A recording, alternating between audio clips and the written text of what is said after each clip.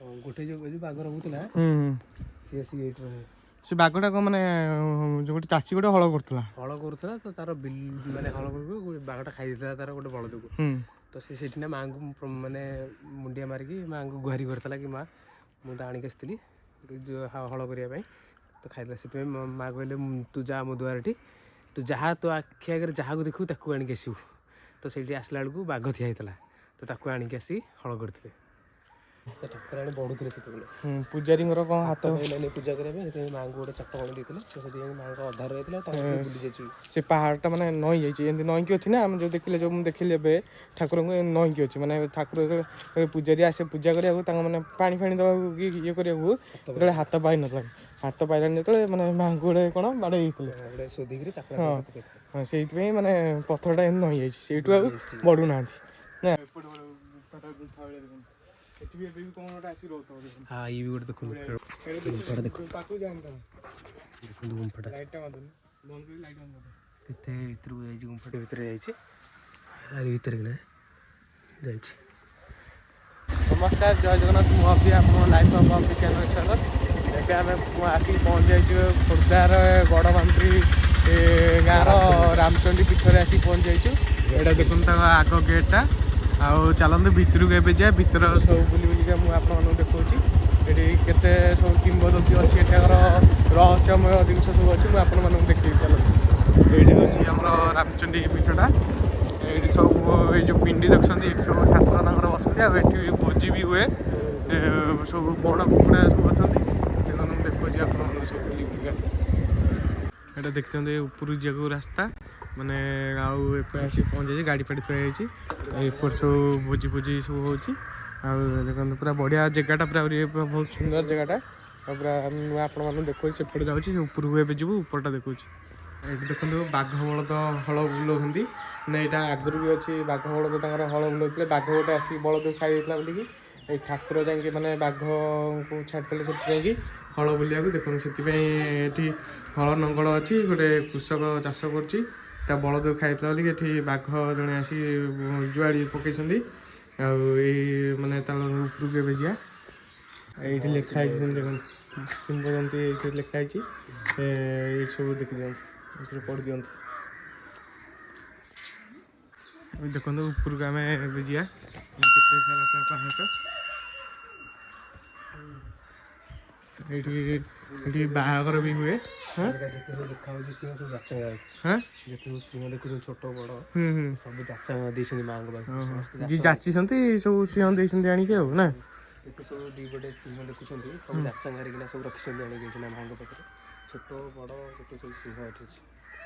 ଦେଖୁଛନ୍ତି ଏଇଟା ସବୁ ଯଚା ହେଇଛନ୍ତି ଆଉ ସେଠି ଦେଖନ୍ତୁ ଯେଉଁ କୁକୁଡ଼ା ହେଉଛି ସେ ସବୁ କୁକୁଡ଼ା ଠାକୁରଙ୍କର ସବୁ ଯାଚିଛନ୍ତି ଠାକୁରଙ୍କ ମାନେ ଠାକୁର ତାଙ୍କର ହଁ ଏଇଟା ସବୁ ତାଙ୍କର ମେନ୍ ବଡ଼ ପର୍ବ ଦଶହରା ପର୍ବରେ ତାଙ୍କର ସବୁ ବଳି ପର୍ବ ଆଉ ହେଲା।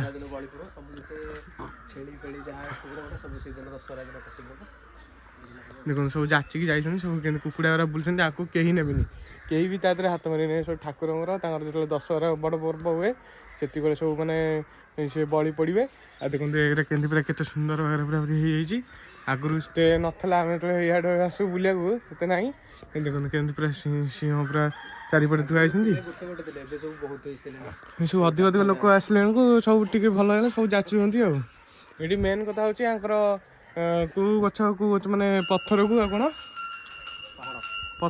ପଥରକୁ ଆଉ ଇଏ କଇଁଆ ଗଛ ମାନେ ଜିଦି ଜାତିରେ ବଢ଼ି ବଢ଼ିକା ପୁରା ସେଠୁ ସେଠୁ ପୁରାପୁରି ଆସିକି ଏତେ ବଡ଼ ପୁରାପୁରି ବଡ଼ ପାହାଡ଼ ଆଉ ଜଙ୍ଗଲ ଦେଖନ୍ତୁ ପୁରାପୁରି କେମିତି ହେଇଛି ଭିତର ସାରା। ଉପରକୁ ଯିବା ଉପରେ ଯାଇକି ଦେଖିବା ପାହାଡ଼ ପୁରା ଜଙ୍ଗଲ ଖାଲି ପାହାଡ଼ ପୁରା ପାହାଡ଼ କଟା ହେଇକି ପାହାଡ଼ ତିଆରି ହେଇଛି ସବୁ। ଦେଖନ୍ତୁ ବାଘ ହେଇଛି ଗୋଟେ ବଳଦ ବାଘ ବଳଦ ହଳ ବୁଲାଉଥିଲେ ବୋଲି ସେଥିପାଇଁ ପୁରା ବାଘ ବଳଦଙ୍କର ଚିତ୍ର ହେଇଛି। ଏଇଟା ହେଉଛି ରାମଚଣ୍ଡୀଙ୍କ ମନ୍ଦିରଟା ଉପରଟା।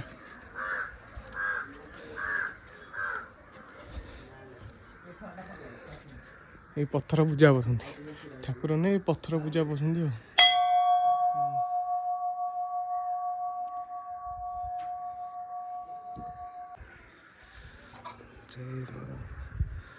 ଦେଖନ୍ତୁ ମା କେତେ ବାଟ ଉପରକୁ ବଢ଼ିଛନ୍ତି, କେମିତି ଲାଗୁଛି ଉପରେ କିନା ପଡ଼ିଯିବେ। କିନ୍ତୁ ମା ସେମିତି ବଢ଼ିକି ଅଛନ୍ତି। ଦେଖନ୍ତୁ କେତେ ବଡ଼ ଏରିଆ ମାଆଙ୍କ ପୀଠ, ବହୁତ ସୁନ୍ଦର ଲାଗୁଛି ପୁରା ଏରିଆ। ଜୟ ଜଗନ୍ନାଥ ସମସ୍ତଙ୍କୁ। ଦେଖନ୍ତୁ ଆମେ ମା ରାମଚଣ୍ଡୀ ପୀଠକୁ ଆସିଛୁ। ଦେଖନ୍ତୁ ପୁରୁଣା ଏରିଆ କେତେ ବାଟ ମା ବଢ଼ିଛନ୍ତି ପୁରା ଉପରକୁ।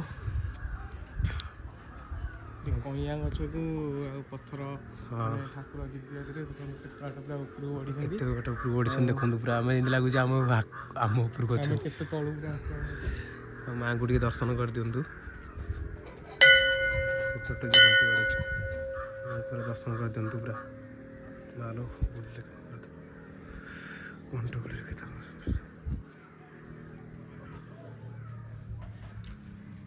ଏପଟେ ଅଛନ୍ତି ମାଆଙ୍କ ଜଗୁଆଳ ଯିଏ ରହୁଛନ୍ତି କିଏ ସାଇଡ଼୍ରେ, ସେପଟେ ବି ଅଛନ୍ତି। ଆଜି ପାଇବେ ସେ ଭିତରକୁ ଯା, ଦିଆଡ଼େ ଯିଆ, ଭିତରେ ଗୋଟେ ଛୋଟ ମନ୍ଦିର ଗୋଟେ ଅଛି, ଚାଲ ଦେଖିବା। କେତେ ସବୁ ମାନେ ସବୁ ଯାହାର ମନସ୍କାମନା ପୂରଣ କରିବା ସବୁ ବାନ୍ଧନ୍ତି କନା, କେତେ କନା ସବୁ ବାନ୍ଧିଛନ୍ତି ମନସ୍କାମନା ପୂରଣ।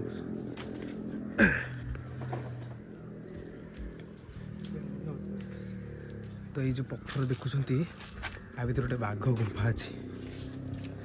ତୁ ଧ ମୁଁ କହୁଛି ହେଲା।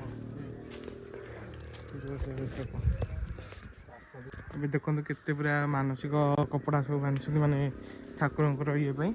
ଆଉ ଏବେ ଆମେ ଭିତରକୁ ଯାଉଛେ। ଏ ଭିତରେ କ'ଣ ଅଛି? ବାଘ ଗୁମ୍ଫା। ଯେଉଁ ବାଘ ଯେଉଁ ମାନେ ଚାଷ କରୁଥିଲା, ଯେଉଁ ବାଘଟା ଆସିକି ଯେଉଁଠୁ ମାନେ ଜୁଆଳିରେ ହଳ କରୁଥିଲା ବଳଦକୁ ଖାଇ ଦେଇଥିଲା ବୋଲିକି, ଏବେ ସେଇପଟକୁ ଆମେ ଯାଉଛୁ। ଦେଖନ୍ତୁ ପୁରାପୁରି କେମିତି ଦେଖାଯାଉଛି ପୁରାପୁରି ଏ ପାହାଡ଼ଟା।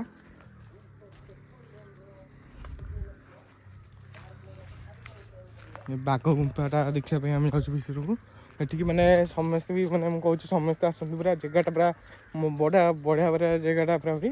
ଆଉ ଆସନ୍ତୁ ଦେଖନ୍ତୁ ଆର କିମ୍ବଦନ୍ତୀ କ'ଣ ଅଛି କ'ଣ ନାହିଁ। ଆଉ ଏଠି ଏଇ ଭିଡ଼ିଓ ମାଧ୍ୟମରେ ଜାଣିପାରିବେ। ମାନେ ଆମେ ଯାଉଛୁ ଏବେ ବାଘ ଗୁମ୍ଫାକୁ।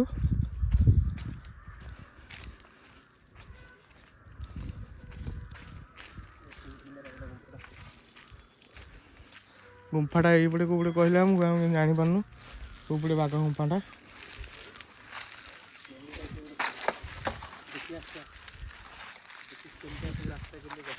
ରାସ୍ତା ପୁରା ଟିକେ ପୁରା ମାନେ ଖରା ବାହାରେ ଏତେ ଜୋର ହେଉଥିଲା, କିନ୍ତୁ ଆମେ ଯେଉଁ ଆସିଲାଣୁ ଏତେ ବାଟ ମାନେ ଆ ଭିତରେ ପୁରା ଅନ୍ଧାର ଅନ୍ଧାର ଅନ୍ଧାର।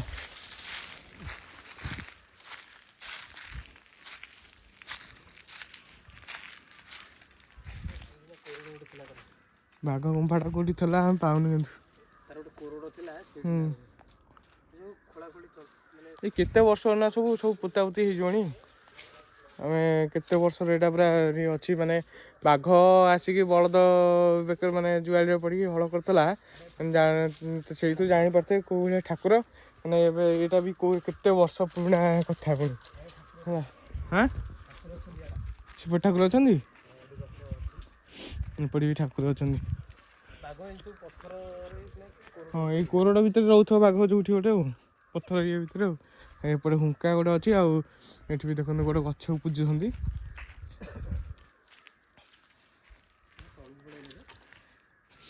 ପୁରା ବି ତଳକୁ ପଳେଇ ଆସିଲାଣି।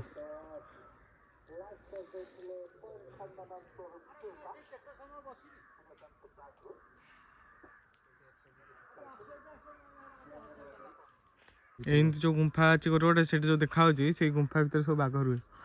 ଏବେ ଉପରକୁ ଆମେ ଯେଉଁ ଉପରେ ଆହୁରି ମାନେ ବଢ଼ିଆ ପୁରା ଜାଗା ଅଛି। ଉପରକୁ ଯାଉଛୁ ଏବେ। ଏପଟେ ଆମେ ତଳୁ ଖସି ଆସିଲୁ, ଉପରକୁ ଏବେ ଯାଉଛୁ।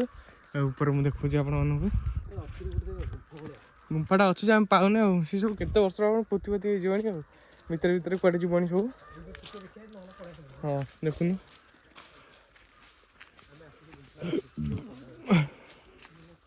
ଗୁମ୍ଫାଟା ଖୋଜି ଯିବା ପାଉନୁ।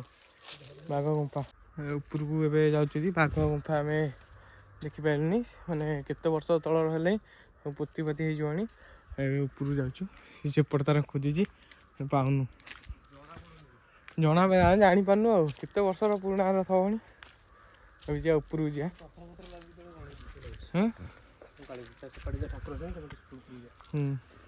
ଚାଲ ଦେଖିବେ ପୁରା ଶାନ୍ତ ପୁରା ପରିବେଶ ମାନେ ଚାରିଆଡ଼େ ଦେଖନ୍ତୁ ଜଙ୍ଗଲ ପୁରା ପୁରି ତା ଭିତରେ ଟିକେ ବି ମାନେ ଖରା ଟିକେ ଟିକେ ଆସୁନି ଅନ୍ଧାର ହେଇଗଲାଣି ଦେଖନ୍ତୁ ପାହାଡ଼ ଉପରକୁ ସବୁ ଚଢ଼ି ଯାଆନ୍ତି ହଁ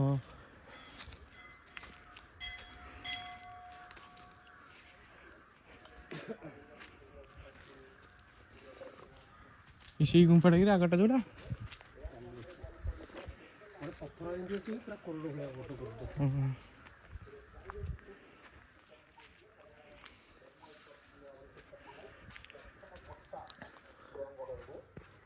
ଖାଲି ପଥର ପାହାଡ଼ ହୁଙ୍କା ହଁ ଆଉ ହୁଙ୍କା ଗୁରା ଦେଖନ୍ତୁ ହୁଙ୍କା କୋଉ ଭଳିଆ ହେଇଛି ତା ଭିତରେ କୋଉ ଭଳିଆ ସାପ ରହୁଥିବେ ହଁ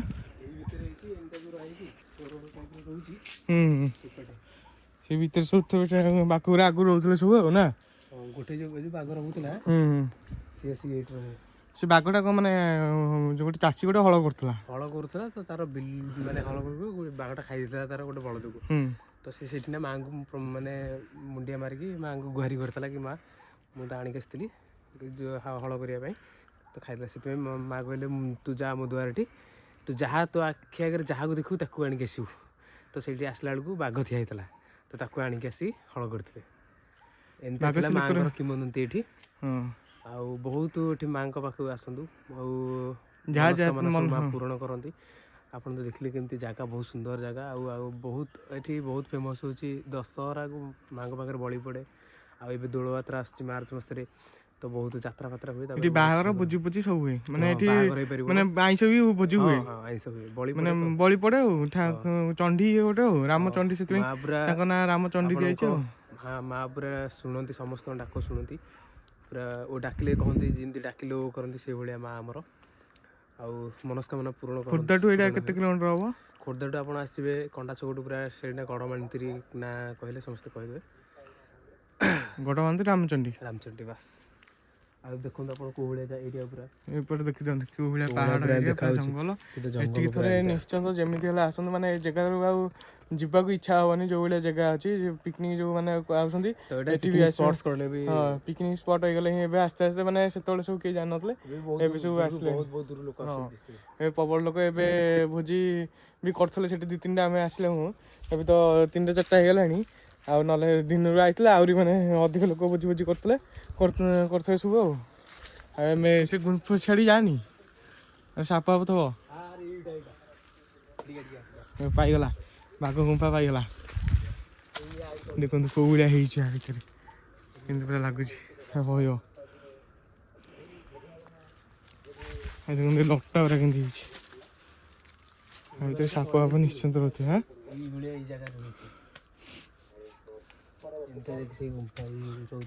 ଏଠି ଆଉ ସେଇ ଯୋଉ ଦେଖନ୍ତୁ ଏଇ ଖାଲ ଗୁରା ଦେଖାଉଛି ଟିକେ ଦେଖେଇ ଦେବୁ ଟିକେ ସେପଟେ ଦେଖନ୍ତୁ ଏଇଭଳିଆ ଜାଗା ଆମର ସିଆଡ଼ି ଯୋଉ ଭିତରେ ଦେଖାଯାଉଛି ଦେଖନ୍ତୁ ଆଉ ଆମେ ତ ଯାଇପାରୁନୁ ଏଆଡ଼େ ଦେଖନ୍ତୁ ଖାଲ ଅଛି ପଥର ଉପରେ ଠିଆ ହେଇଛୁ ଦେଖିବାକୁ ଅସୁବିଧା ହେଉଛି ଦେଖନ୍ତୁ ସେଇଆଡ଼ିକି ସେ ଯେଉଁ ଦେଖାଯାଉଛି ଜଙ୍ଗଲ ଟାଇପ୍ର ଦେଖନ୍ତୁ ଯେଉଁ ଭଳିଆ ରହିଛି ସେଇ ଭିତରେ ରୁହେ ବୋଲି କୁହନ୍ତି ସମସ୍ତେ ଆଗରୁ ଯାହା ଆମେ ଶୁଣି ଆସିଛୁ ସେଇ କଥା ଆମେ କହୁଛୁ ଆମେ କିଛି ମାନେ ସେତେ ବି ଜାଣିନୁ ଆଗରୁ ଲୋକମାନେ ଯାହା କହି ଆସନ୍ତି ସେଇଟା ବି ଆମେ ଶୁଣିଛୁ ଆଉ ଜାଣିଛୁ ଆଉ ସେଇଗୁଟା ଆପଣମାନଙ୍କୁ ଦେଖିବା ପାଇଁ ଆଇଛୁ ଆଉ ସିଡ଼ିରେ ବି କେଉଁଠି ମାନେ ଚଢ଼ିକି ଆସିଲା ବେଳେ ଆଣ୍ଠୁରେ କେଉଁଠି ହାତ ଦେବନି ମାନେ ସେଇଟା ବି କୁହନ୍ତି ଆମେ ଯେଉଁଗୁରା ଶୁଣିକି ଆଇଛୁ ସେଇଗୁରା ଆମେ କହୁଛୁ ଆମେ କିଛି ତ ଜାଣିନୁ ବେଶୀ କିଛି ମାଙ୍କ ବିଷୟରେ ଏଠାକାର ଲୋକ ଜାଣିଥିବେ ବେଶୀ କିଛି କି ଆଗ ପୁରୁଣା ଲୋକ ଜାଣିଥିବେ ଆମେ କିଛି ବେଶୀ କିଛି ଜାଣିନୁ ଆଉ ଯାହା ଯେତିକି ଜାଣିଛୁ ଆମେ ସେତିକି ଦେଖାଉଛୁ ଆପଣମାନଙ୍କୁ ଆଉ ଦେଖନ୍ତୁ କୋଉ ଭଳିଆ ଏରିଆ ପୁରା ଜଙ୍ଗଲ ଏରିଆ ଜଙ୍ଗଲକୁ ଖରାଟା ଟିକେ ଟିକେ ପଡ଼ୁଛି ତ ଟିକେ ଚକଚକ ଦେଖାଯାଉଛି ଗଛ ଗୁଡ଼ାକ ଦେଖନ୍ତୁ ହଳଦିଆ ହଳଦିଆ ଗଛରା ଲାଗୁଛି ଆଉ ଏମିତି ତ ନଈ ନାଳ ନଈ ପୁରା ଗଛ ପୁରା ମୋଟା ମୋଟା ନଈ ଗଛ ଗୁଡ଼ା ନଈ ଗଛ ମାନେ ଏଇଗୁରା ଯୋଉ କହୁଛୁ ଯୋଉ ନଈ ଗୋଟେ ଲୋକ ବୁଝିପାରିବେନି ନଈ କ'ଣ କହୁଛି ନଈ ମାନେ ଆମର ଏଇଟା ଦେଖନ୍ତୁ ଡାଳରା କେମିତି ଅଛି ପୁରା ନଈକି ଅଛି ବୋଲି ସେ ଲଟା ଭଳିଆ ମାଡ଼ିଛି ଭଳିଆ ଗଛ ଗୁଡ଼ା ଦେଖନ୍ତୁ ପୁରା କେମିତି ସେଗୁରା ସବୁ ମାଡ଼ିଛି ପୁରା ଲଟା ଭଳିଆ ତଳେ ଯୋଉଗୁରା ଦେଖନ୍ତୁ ପୁରା ଛନ୍ଦି ଛନ୍ଦି ଆ ଭିତରେ ହେଇଯିବେ ଆଉ ହଉ ଆସୁଛି ସେପଟୁ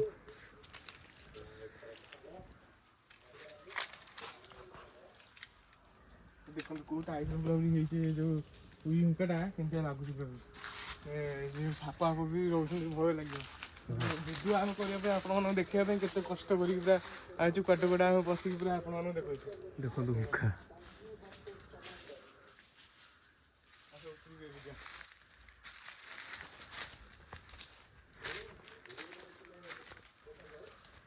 ପାହାଡ଼ ପୁରା ମାନେ କେମିତି ପଡ଼ିଛି ପୁରା ଏଠି ଗୋଟେ ଗୋଟେ ଖଣ୍ଡ ହେଇଛି। ଏପଟେ ଗୁମ୍ଫାଟା ଗୁମ୍ଫା ଭଳିଆ ଦେଖନ୍ତୁ।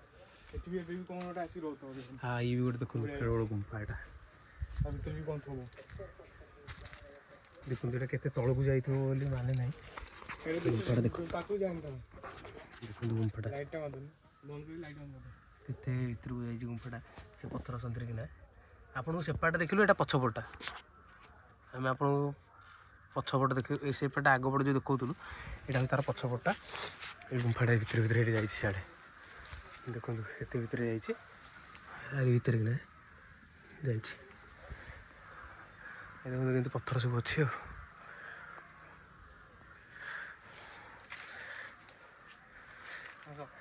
ସେପଟେ ଦେଖିବେ ସେପଟେ ଯିବା ସେପଟେ ଉପରେ ବି ଗଲେ ଗୋଟେ ବଢ଼ିଆ ଦୃଶ୍ୟ ସେପଟ ତଳ ଯେତେ ଗଛ ସବୁ ଅଛି ସେପଟଟା ଏଇଠି ଦେଖାଯିବ ସେପଟଟା ମୁଁ ଯାଇକି ଦେଖୁଛି। ଚାଲ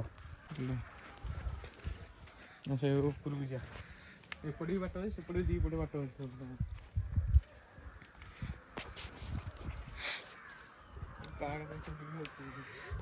ସେପଟେ ଯାଇଥିଲେ ଏପଟେ ବି ବାଟ ଅଛି ଏପଟେ ଆସିପାରିବେ।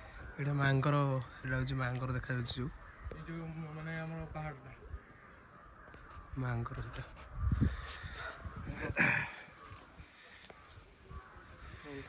ଦେଖନ୍ତୁ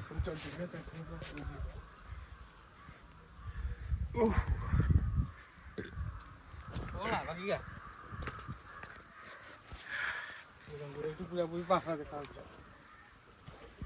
ୱାଃ ଭିଉ ତ ଦେଖନ୍ତୁ ଏଠି ଉପରୁ ଦେଖିବ ପୁରା ଭିଉ ପୁରା ମସ୍ତ ଲାଗୁଛି ଭିଉଟା। ଦେଖନ୍ତୁ ଭିଉ ପୁରା ଏଠି ଲେଖାଯାଉଛି କେତେ ଭିଉ କେମିତି। ଆମେ ପୁରା ଉପରେ ଆସିକି ଅଛୁ ଦେଖନ୍ତୁ ଏଠି ତଳେ ଦେଖନ୍ତୁ ପୁରା ଇଏ ଉପରେ ପୁରା ଆମେ ଟପ୍ ଉପରେ ପୁରା ଉପରକୁ ଆସିଛୁ ଏଠି। ଉପରେ ଆସିକି ଅଛୁ। ଏପଟେ ଦେଖନ୍ତୁ ସେପଟେ ମନ୍ଦିର ମାଆଙ୍କର ସେପଟେ ଅଛି ସେଇଠି ଦେଖାଯାଉଛି ଏଇଟା ହେଉଛି ମାଆଙ୍କର।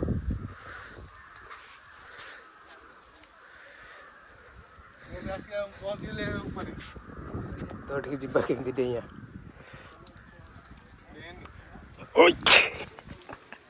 वाह नजारा देखो केमती केते ऊपर आम पहुँचगले यही आमर जो बिल गुरा देखा यही बिल आसी सब हल करते से बिल देखो बिल सब चाष करते चाषीर बलद बाघ खाईगला बोलिकी बाघ आसिक माने हल बुलेला ठाकुर आदेश देले सी ठाकुर से आसी जो बलद बाघ आसिक जुआड़ी देला ये हल बुलेले व्यू देखो पूरा केते दूर देखा व्यू पूरा केते पूरा जंगल आम पूरा बहुत ऊपर अच्छु एरा सब कि गछ एरा कहे सांग मैंने कमेंट करके कि गछ आम तो जानू गछ ना लता टाइप गछरा कि गछ कि काम आसे गछरा टे कमेंट कर कहे सांग मैंने प्लीज देखते गछरा को माँ पाखे हो फूल हो तो प्लीज सांग मैंने कमेंट कर कि गछ तो सांग मैंने ये बर्तमान पलि आसक बहुत ऊपर को आप जो पथर समस्ते ना लिखती तो प्राय ना लिखते लिभि जाइए कौन तापर गछरा बहुत भी माड़गला एत ना सी जाकि भी आहरी था गछरा बहुत माड़िकी पलि आस लता गछरा तो बहुत माड़िकी आड़े पलि आस आउ कौन कह तो आसतु ये बुलिया आसतु माँ पीठ जमी जगह बुलिया आसतु एत पूरा सुंदर परिवेश को एंजॉय करूँ आ ठाकुर विषय टे जानतु किंवदंती ये अच्छी जे बाघ बलद हल करती आई मुझे एत कष्ट कर भुवनेश्वर 30-40 किलोमीटर हम आसिक आप देखा वीडियो यदि आप भल लगे गोटे लेखा शेयर करदे सब्सक्राइब करेंगे निश्चय सुंदर कमेंट करदे समस्ते को ये वीडियोटा पठेबे ना एमती जगह गोटे जगार अच्छी कि बाघ बलद हल बुलाऊँ शेयर समस्त शेयर करेंगे ସମସ୍ତେ ଏ ଜାଗା ବିଷୟରେ ଜାଣନ୍ତୁ ମାନେ ବାଘ ବଳଦ ବି ଗୋଟେ ଟାଇମ୍ ଥିଲା ଯେ ଏମିତି ବାଘ ବଳଦ ବି ହଳ ବୁଲାଉଥିଲେ। ଏ ଠାକୁରଙ୍କ ମହିମା ନହେଲେ ଆଉ ଏଠି ମାନେ କେହି କିଛି କେଉଁ ଲୋକ କି କେହି କିଛି କାମ କରିବେନି। ଠାକୁରଙ୍କ ଏମିତିଆ ମହିମା ଏଠି ଅଛି ଯେ ବାଘ ଯାଇକି ହଳ ବୁଲେଇଲା। ବାଘ ମାନେ ଦେଖିଲା ମାନେ ସମସ୍ତଙ୍କୁ ଖାଇଦେଲାନି, ସେଇ ନିଜେ ବଳଦକୁ ଖାଇଲା, ସେଇ ନିଜେ ଯାଇକି ଜୁଆଳିରେ ପଡ଼ିକି ହଳ କଲା ସେଠି। ଜାଣିଛନ୍ତି, ଏଇଥିରୁ ଜାଣିପାରୁଥିବେ ଏ ଠାକୁର ଆଉ ଏ ଜାଗାର ମହିମା କ'ଣ କେତେ। ଆଉ ମୁଁ ଖାଲି ଆପଣମାନଙ୍କୁ ଦେଖିବାକୁ ଆଇଛି, ମୁଁ କିଛି ନୁହଁ, ଖାଲି ଦେଖିବାକୁ ଆଇଛି ଆପଣମାନଙ୍କୁ। ସବୁ ଦେଖନ୍ତୁ, ଜାଣନ୍ତୁ ଆମର କେମିତି ଓଡ଼ିଶାର ସବୁ କେତେ କେତେ ଭଲ ଜାଗା ଅଛି, କ'ଣ ଅଛି ସବୁ ଜାଗା ମୁଁ ଆପଣମାନଙ୍କୁ ଦେଖେଇବି। ଆଉ ଚ୍ୟାନେଲଟାକୁ ମୋର ସବସ୍କ୍ରାଇବ୍ କରି ରଖନ୍ତୁ। ଆଉ ସୁନ୍ଦର କମେଣ୍ଟ ଗୁଡ଼ା କରିଦେବେ, ମା ବୋଲି ଲେଖିଦେବେ, ଟିକେ ଭକ୍ତି ଥିଲେ। ଯଦି ଭକ୍ତି ଥିବେ ସମସ୍ତେ ଗୋଟେ ଲେଖା କମେଣ୍ଟରେ ଜୟ ମା ମା ରାମଚଣ୍ଡୀ ରାମଚଣ୍ଡୀ ଲେଖିଦିଅନ୍ତି। ସେପଟେ ପୁରା ଜଙ୍ଗଲଟା ପୁରା କେମିତି ଅଛି, ଏମିତି ପୁରା ଛାଡ଼େ ପୁରା ଜଙ୍ଗଲ ଲମ୍ବିଛି। ଆଉ ଦେଖନ୍ତୁ ପୁରା କେଉଁ ଭଳିଆ ଦୃଶ୍ୟ ପୁରା ଦେଖାହେଉଛି। ଆଉ ଏଇ ଦୃଶ୍ୟ, ହଁ ଏଇ ଦୃଶ୍ୟ ପୁରା ଦେଖିବା ପାଇଁ ପୁରା। ଆଉ ଦେଖନ୍ତୁ ସେପଟେ ଗୋଟେ ପାହାଡ଼ କେମିତି ଦେଖାହେଉଛି ପୁରା, ଖାଲି କହିବେ ପୁରା ମସ୍ତ ଦେଖାହେଉଛି। ହଁ, ସେପଟେ ତ ଜଙ୍ଗଲ, ଏପଟେ ଆମର ଠାକୁର ଯେଉଁ ଅଛନ୍ତି ଏଇ ପଥରଟା ମାନେ ଦେଖାହେଉଛନ୍ତି ସେପଟେ ଭିତରେ। ସେ ଭିତରେ ଦେଖା ଦେଖେଇଦେଇ ବାହାରୁଛି। ମନସ୍କାମନା ପୂରଣ କରିବା ପାଇଁ ବି ଏଠି ଅଧିଆ ପଡ଼ନ୍ତି ଲୋକମାନେ ଆସିକି। ତ କୋଉ ଜାଗା? ସେମାନେ ଏଇ ଜାଗାରେ ସବୁ ଆସିକି ରୁହନ୍ତି। ଏଇ ଜାଗା ମାନେ ଏମିତି କ'ଣ ଜଙ୍ଗଲ ଭିତରେ ରୁହନ୍ତି ଘର କରି, ମାନେ ଏଇଠି ରୁହନ୍ତି ସବୁ? ସେମାନେ ତାଙ୍କୁ କେହି ଦିନରେ ଦେଖିବେନି, ସିଏ ଯାହା କରିବେ ରାତିରେ କିନା ହିଁ ରହିବେ। ଆଉ ଦିନରେ ରହିଲେ ଆପଣ ଏଠି ଆସିକି ଟିକେ ଦେଖିଦିଅନ୍ତୁ, ସେ ଯେଉଁ ରୁମ୍ଟା ଦେଖାଉଛି ସେଇ ରୁମ୍ରେ କିନା ସେ ଆସିକି ରାତିରେ କିନା ସେ ସେଇଠି ଯେଉଁ କବାଟଟା ଅଛି, ହଁ ରୁମ୍ରେ ରାତିରେ କିନା ରହିବେ। ଆଉ ଦିନରେ ଲୋକ ତ ଏଠି ବହୁତ ଆସନ୍ତି ବୁଲିବା ପାଇଁ, ତ ଏଠି ଦିନରେ କେହି ବି ରହିବେନି। ଦିନରେ ଯେହେତୁ ଲୋକ ଆସିବେ, ସେ ଯେମିତି ଲୋକ ତାଙ୍କୁ ଦେଖିବେନି କି ସେ ଲୋକଙ୍କୁ ଦେଖିବେନି, ମାନେ ଲୋକଙ୍କର ଦୃଷ୍ଟି ଯେମିତି ତାଙ୍କ ଉପରେ ନ ପଡ଼େ। ତ ସେମାନେ ଏଇ ଜଙ୍ଗଲ ଭିତରେ ରୁହନ୍ତି। ଆଉ ଯେଉଁମାନେ ଅଧିଆ ପଡ଼ନ୍ତି ଏଠି ରୁହନ୍ତି ମାଆଙ୍କ ପାଖରେ, କି କିଛି ମନସ୍କାମନା ପୂରଣ ପାଇଁ, କି କାହାର କିଛି ଥାଏ କି ଯାଚଙ୍କା ଫାଚଙ୍କା କିଛି, ତ ସେମାନେ ଆସିକି ଅଧିଆ ପଡ଼ନ୍ତି ଏଠି। ଯାହେଲେ ତାଙ୍କର କେତେ ଦିନ ଯାଚଙ୍କା ଥିବ ସେତେ ଦିନ ଆସିକି ରୁହନ୍ତି। ତ ସିଏ କେଉଁ ଭିତରେ ଅଧିଆ ପଡ଼ନ୍ତି ଦେଖନ୍ତୁ, ସେଇ ଭିତରେ ଜଙ୍ଗଲ ଭିତରେ ଦେଖନ୍ତୁ। ଏଇ ଆରି ଭିତରେ ଯେଉଁ ଇଏ ଗୁଡ଼ା ହେଇଛି, କୁଆଡ଼େ ସେଇ ରାସ୍ତା ଗୁଡ଼ା ଯେଉଁ ହେଇଛି ଦେଖନ୍ତୁ। କୁଆଡ଼େ ବୋଲି ଏବେ ବି ଥିବେ, ମୋତେ ଲାଗୁଛି ଭିତରେ ଥିବେ। ଦେଖାଯାଉଛି ନା? ହଁ ଦେଖାଯାଉଛି, ରାସ୍ତାଟା ଯେଉଁ ପଡ଼ିଛି ବେଶୀ ଜଙ୍ଗଲ ଗଛପତ୍ର ଭିତରେ ଅଛି। ହଁ, ଗଛପତ୍ର ଅଛି ବୋଲି କି ଜଣାପଡ଼ୁନି, ଭିତରେ ଅଛି ରାସ୍ତା ଆଉ ନା। ସେମାନେ ସବୁ ଆସିକି ଅଧିଆ ପଡ଼ନ୍ତି ଭିତରେ, କିନା ଭିତରେ ଥିବେ। ବଡ଼ ଜଙ୍ଗଲଟା ତ, ଜଙ୍ଗଲ ଭିତରେ ସବୁ ଥିବେ। ହେଲେ ଆସିବେ, ଦିନେ ହେଲେ ପଳେଇବେ, ଲୋକମାନେ ତାଙ୍କୁ କେହି ଦେଖିବେନି ଆଉ। ସେ ଅଧିଆ ପଡ଼ନ୍ତି। ହଉ, ଏବେ ଆମେ ଏଠୁ ବାହାରିଯିବା। ଆଉ ମୁଁ ତଳ ପର୍ଯ୍ୟନ୍ତ ବି ଦେଖି ଆପଣମାନଙ୍କୁ ଯାଉଛି। ଚାଲନ୍ତୁ, ଚାଲ ଦେଖିକି ଧରିଆ ଗୋଡ଼ ସ୍ଲିପ୍ ହେଉଛି। ପଥର ପୁରା ନା, ସ୍ଲିପ୍ଟା ହେଉଛି। ଏଇଠି ଦେଖାଯିବ, ସେଠି ଦେଖାଯିବ, ଏଠି ଦେଖାଯିବ, ଏଠି ଦେଖାଯାଉଛି। ଦେଖେଇଦିଅ ଏମିତିଆ ଜାଗା। ଦେଖନ୍ତୁ ଆରି ଭିତରେ ଯେଉଁ ଜଙ୍ଗଲର ରାସ୍ତା ହେଇନି କି, ଦେଖନ୍ତୁ ସେ ଭିତରେ ସେଇ ଭିତରେ ଆସିକି ସବୁ ରୁହନ୍ତି ଲୋକମାନେ ମାନେ ଯେଉଁମାନେ ମାନସିକ କରିଥିବେ, ଆଉ ସେମାନେ ସବୁ ଆସିକି ରୁହନ୍ତି ଆଉ।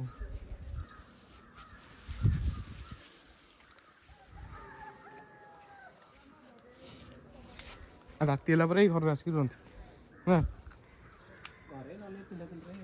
ହଁ, ଜଙ୍ଗଲ ଭିତରେ ରହିଲେ ପୁଣି କ'ଣ ହବ ନା, କିଛି ବି ହବନି। ଠାକୁରଙ୍କର ଇଏ ଅଛି, ମହିମା ଅଛି ନା। ତଳ ଆଡ଼େ ପୁରା ପଳେଇ ଆସିଲା ନା।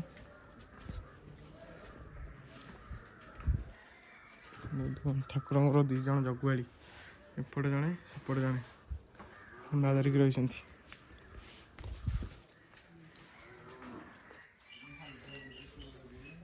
ଏଇଟା ଠାକୁର ନୁହନ୍ତି, ମାନେ ପଥରରେ ମାନେ କେମିତି ତିଆରି ହେଇକି ହେଇଛନ୍ତି, କେମିତି ଦେଖାଯାଉଛନ୍ତି ଠାକୁର। ମା ଚଣ୍ଡୀ ପଥରରେ ତିଆରି ହେଇଛନ୍ତି। ସେଥିପାଇଁ ଏପଟେ ବାଘ ଗୋଟେ ଆଉ ବଳଦ ଗୋଟେ ଷ୍ଟାଚୁ ତାଙ୍କର ତିଆରି ହେଇଛନ୍ତି। ସେଇ ଅନୁସାରେ ନେଇକି ଗୋଟେ ବାଘ ବଳଦ ଷ୍ଟାଚୁ ତିଆରି କରିଦେଇଛନ୍ତି। ଆଉ ଏଠି ବି ଯେଉଁ ଆମର ଏ ଯେଉଁ ଦେଖୁଥିଲେ ଠାକୁର, ଯେଉଁ ପଥର ଆଉ କଇଁଆ ଗଛ ବି ବଢ଼ୁଥିଲେ, ମାନେ ଯେତେବେଳେ ପୂଜାରୀ, ହଁ ଠାକୁରାଣୀ ବଢ଼ୁଥିଲେ ସେତେବେଳେ। ପୂଜାରୀଙ୍କର କ'ଣ ହାତ ପାଇଲାନି ପୂଜା କରିବା ପାଇଁ, ସେଥିପାଇଁ ମାଆଙ୍କୁ ଗୋଟେ ଚଟକଣି ଦେଇଥିଲେ। ତ ସେଥିପାଇଁ ମାଆଙ୍କ ଅଧାର ରହିଥିଲା, ତାଙ୍କୁ ବୁଲି ଯାଇଛି। ସେ ପାହାଡ଼ଟା ମାନେ ନଇଁ ଯାଇଛି, ଏମିତି ନଇଁକି ଅଛି ନା। ଆମେ ଯେଉଁ ଦେଖିଲେ, ଯେଉଁ ମୁଁ ଦେଖିଲି ଏବେ ଠାକୁରଙ୍କୁ ନଇଁକି ଅଛି, ମାନେ ଠାକୁର ଯେତେବେଳେ ପୂଜାରୀ ଆସେ ପୂଜା କରିବାକୁ, ତାଙ୍କ ମାନେ ପାଣି ଦେବାକୁ କି ଇଏ କରିବାକୁ, ଯେତେବେଳେ ହାତ ପାଇଲାନି ଯେତେବେଳେ, ମାନେ ମାଆଙ୍କୁ ଗୋଟେ କ'ଣ ବାଡ଼େଇ ଦେଇଥିଲେ। ହଁ, ସେଇଥିପାଇଁ ମାନେ ପଥରଟା ଏମିତି ନଇଁଯାଇଛି, ସେଇଠୁ ଆଉ ବଢ଼ୁନାହାନ୍ତି ନା, ସେଇଠୁ ଆଉ ବଢ଼ୁନାହାନ୍ତି। ସେଇଥିପାଇଁ ସେପଟେ ଭୋଜି ଭାତ ହେରିକା ହେଉଛି। ଏଇଠି ଯଜ୍ଞ ତାଙ୍କର ହୁଏ, ଯେତେବେଳେ ମାନେ ଦଶହରା ଟାଇମ୍ରେ ଆମେ ପୂଜା ଯେଉଁ ବସେ କାଳୀ ମାଆଙ୍କ ପାଖରେ, ସେ ସେତିକି ସବୁ ପୂଜା ହୁଏ। ଆଉ ସେତିକିବେଳେ ପୁରା ଆସିବେ ଦେଖିବେ ପୁରା ଫେମସ୍ ଏ ଜାଗାଟା। ଆଉ ସେଠି ସବୁ ଭୋଜି ଭୋଜି ସେପଟେ ବି ପିଲା କରୁଛନ୍ତି ଭୋଜି। ହଁ ଏଠି ଆସିକି ଭୋଜି ବି କରିପାରିବେ। ଗୋଟେ ଭୋଜି ପିଣ୍ଡି କେତେ ଟଙ୍କା ପଇସା ଫଇସା କ'ଣ ହେଉଛି? ହଁ ସେଇଠି ସବୁ ଲେଖା ହେଇଛି ଆଉ ସବୁ ଏଇଟା ଲେଖା ହେଇନି ତ ହେଇଛି। ଆଉ ଏ ପରିବେଶଟା ପୁରା ଏମିତି ଥିଲା ଆଉ କିନ୍ତୁ କେତେ ମସ୍ତ ଲାଗୁଛି ଏ ଜାଗାଟା ଆଉ। ଆଜିର ଭିଡ଼ିଓଟା ଏଇଠି ସରୁଛି। ଆପଣମାନଙ୍କୁ ଯଦି ଭଲ ଲାଗିଥିବ ଲାଇକ୍ ସେୟାର ସବସ୍କ୍ରାଇବ୍ କରିଦେବେ। ରହିଲି ପୁଣି ଆଉ ଗୋଟେ ନୂଆ ଭିଡ଼ିଓରେ ଦେଖା ହେବ।